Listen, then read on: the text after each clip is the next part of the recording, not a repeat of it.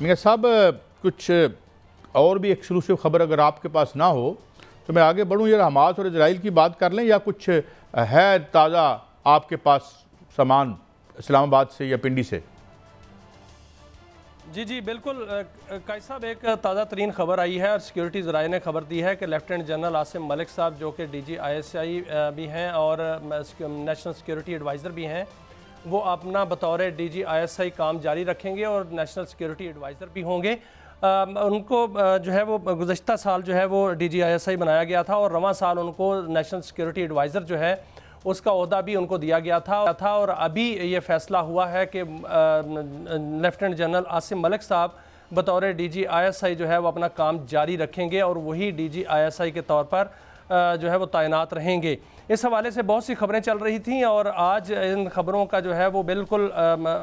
وہ ختم ہو گئیں جو پہلے افواہیں چل رہی تھیں، اور آج جو ہے وہ خبر جو آئی ہے وہ یہ آئی ہے کہ لیفٹیننٹ جنرل عاصم ملک صاحب جو ہے بطور DG/ISI اپنا کام جاری رکھیں گے۔ ایک اور عہدہ جو ہے وہ خالی ہونے جا رہا ہے اگلے مہینے، وہ ہے chairman joint chief of staff committee,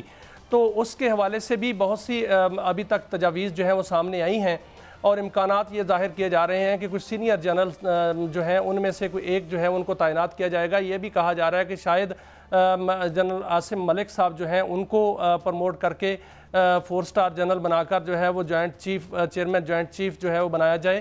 یا جنرل شاہد امتیاز ہیں ان کو جو ہے وہ شاید پروموٹ کیا جائے۔ اس کے علاوہ 2-3 اور معتبر نام ہیں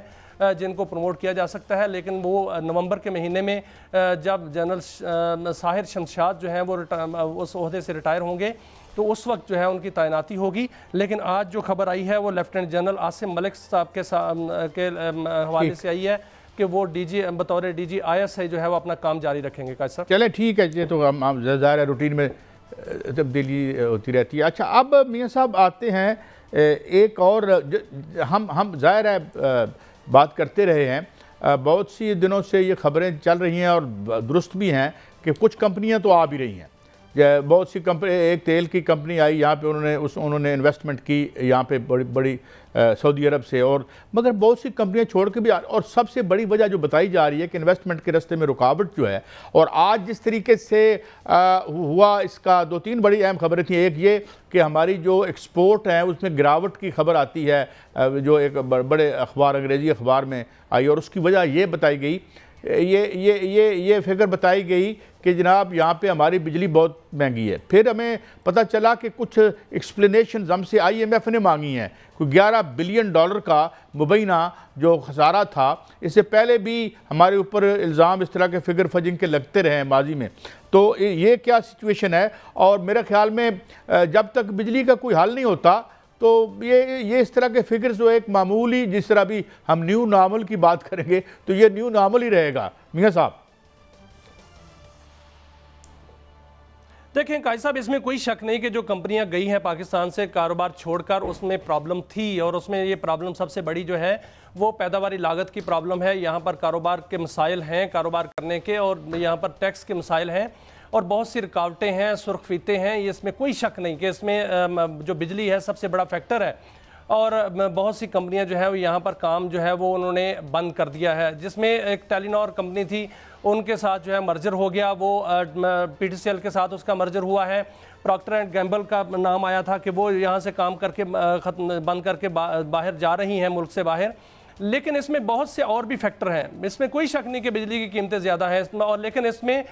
جو میں پہلے بات کروں کہ جو معاملات ہیں بجلی کی قیمتوں کے حوالے سے یا ٹیکس کے حوالے سے یا کاروبار کے بہتر مواقع پیدا کرنے کے حوالے سے، اس پر کام جو ہے وہ شروع کر دیا گیا تھا جب یہ موجودہ حکومت آئی تھی اور SIFC بنی تھی۔ SIFC نے بہترین ماڈل دیا جس کے تحت جو ہے بہت سی انویسٹمنٹ آئی بھی ہیں پاکستان میں، اور مزید جو ہے وہ بہترین انویسٹمنٹ آ رہی ہیں، جس میں معدنیات پر انویسٹمنٹ آ رہی ہے، آئل اینڈ گیس پر انویسٹمنٹ آ رہی ہے۔ امریکن کمپنی نے $50 کروڑ کا یہاں پر جو ہے سرمایہ کاری کا انیشل جو ہے وہ اعلان کیا ہے، اور دیگر کمپنیاں جو ہے وہ یہاں پر آ رہی ہیں۔ لیکن بہت سی کمپنیاں جو گئی ہیں اس میں کوئی شک نہیں کہ اس میں پرابلم تھے، لیکن اس میں بھی کوئی شک نہیں کہ بہت سی کمپنیاں ایسی تھیں جن کا بائیک آؤٹ تھا پاکستان کے اندر، اور وہ تیسرے نام سے اب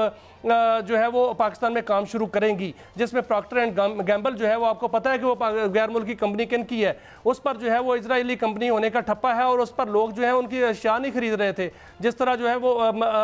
کولڈ ڈرنکس کے معاملے میں بہت سی کمپنیوں کی کولڈ ڈرنکس جو ہے وہ نہیں خریدی جا رہی تھیں. تو یہی وجہ ہے کہ وہ کمپنیاں ایسی کمپنیاں جو ہیں وہ کسی اور نام سے پاکستان میں کاروبار کریں گی. ٹیلی نور کی ریچ اتنی زیادہ نہیں تھی, انہوں نے ریچ اتنی نہیں بڑھائی اور ان کا میاں صاحب کچھ خبریں اور بھی ہیں, میں اس پہ بھی آپ کا کمنٹ لوں گا. زونگ نے اپنی ریچ بڑھا دی اور اس لیے انہوں نے اپنا مرجر کر لیا. دیکھیں یہ جو NHA کا جو لاس انہوں نے بتایا ہے 13 سمتھنگ ٹریلین کا انہوں نے بتایا ہے, ہم اتنے زیادہ جو ہیں ہر روز ہم بڑھا دیتے ہیں. یہ جو ٹال ٹیکس ہے,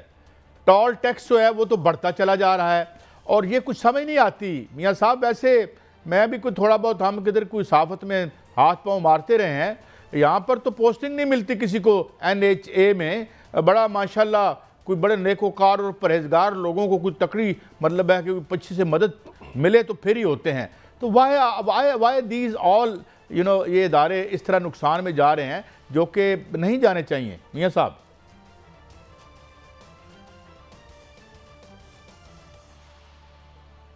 مجھے سن پا رہے ہیں یعنی دیکھیں کیسا مسئلہ یہ ہے کہ جو ٹرانسپورٹ کا شعبہ ہے کیسا جو ٹرانسپورٹ کا شعبہ ہے اس میں کوئی شک نہیں کہ اس میں بہت بڑا نقصان ہوا ہے. جو NHA ہے, NHA سفید ہاتھی ہے. جتنے بھی NHA کی ہائی ویز بنی ہیں یا وہاں پر موٹر ویز بنی ہیں, آپ نے دیکھا کہ موٹر وے نے کیا کیا. موٹر وے نے جو ہے وہ بند کا کام کیا اور سیلاب جو ہے اس کو روکے رکھا اور جس سے لوگ ڈوبے اور وہاں سے موٹر وے جو ہے وہ ٹوٹ گئی. یہ ایک تو اس کا معیار چیک کر لیں, دوسرا جو ہے وہ انہوں نے بالکل اس کا جو ہے ڈیزائننگ ہی غلط کی تھی. NHS میں کوئی شک نہیں کہ بہت سب سے زیادہ نقصان کرنے والا ادارہ ہے. اس کی طرف جو ہے وہ کسی کی توجہ نہیں گئی, بلکہ اس کی طرف جو توجہ ہے وہ خردبر کی طرف ضرور گئی ہے. دوسرا جو ٹرانسپورٹ کا معاملہ ہے قائد صاحب, ریلوے جو ہے اس کی تباہی کے جو داستانیں ہیں وہ اب ساری دنیا کے سامنے ہیں, کیونکہ اب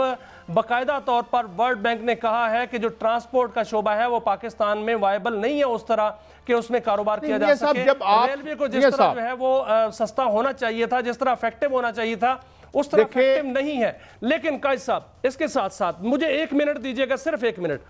منٹ صرف. اس کے ساتھ ساتھ مسئلہ یہ ہے کہ اب یا اس سے پہلے, میں اس سے پہلے کی بات کرتا ہوں, یہ ہے پرانی باتیں, اس سے پہلے کی بات کرتا ہوں, انہوں نے بہت زیادہ جو ہے اس پر جو ہے وہ کام شروع ہو گیا ہے. اس میں کوئی شک نہیں کہ کام بہت سی بہتری آئی ہے. آج ایک بڑی خبر یہ ہے, جو بڑی خبر ہے کہ سعودی عرب کے ساتھ جو اسٹریٹجک معاہدہ ہوا ہے اس میں 18 رکنی کمیٹی بن گئی ہے, اس پر باقاعدہ کام شروع ہو گیا کیونکہ ولی عہد نے پاکستان آنا ہے, دورہ کرنا ہے. 18 رکنی کمیٹی جو ہے وہ اس کو تشکیل دے دیا گیا ہے تاکہ وہ سعودی عرب کی کمپنیوں کے ساتھ اور سعودی عرب کے دفاعی امور کے ساتھ جو ہے وہ مذاکرات کریں گے. اور جب تک ولی عہد پاکستان آتے ہیں اس وقت تک تمام امور جو ہیں وہ ان کو نپٹا لیا جائے گا تاکہ وہ ایگریمنٹ کے لیول پر وہ اس وقت ہوں. نہیں بریک کی طرف میں نے آنا ہے. میاں صاحب جب اتنے پیسے کمٹ کیے تھے پچھلے سیلاب میں جب اتنے پیسے کمٹ کیے تھے تو ہم تو کے لیے پروجیکٹ نہیں بنا سکے, اور خیر سے وہی بیٹھے ہوئے ہیں. اللہ تعالی ہمیں اپنے حفظ و امان میں رکھے.